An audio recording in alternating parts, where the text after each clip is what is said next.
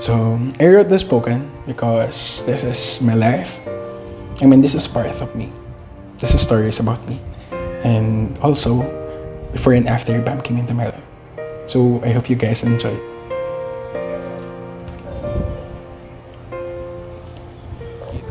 Takot at kaba, hindi may paliwanag ang nadarama. Ako'y nangangamba kung susugal pa ba o lilisa na.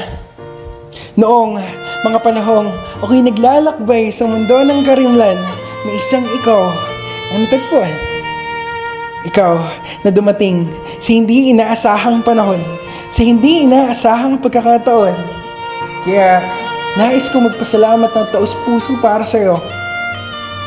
Bam, sawa ko, iniibig ko, sinisinta ko, maraming salamat sa'yo. Binuo mo ako. Ikaw ang nagpuno ng puwang sa puso ko, isang espasyo na hindi masidlan sa dami ng nararamdaman, ngunit tila ba may mahika na bumabalot sa'yo. At ngayon ay nakumpleto ako.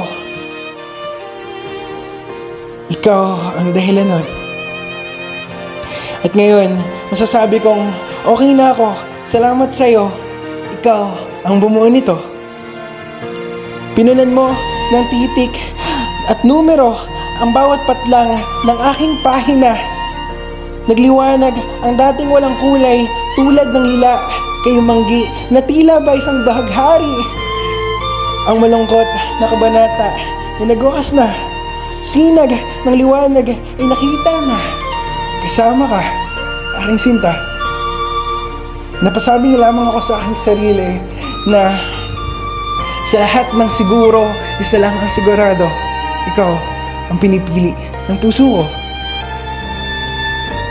Kaya, magantay ka lang, binibining marikit, hindi man tayo magkalapit.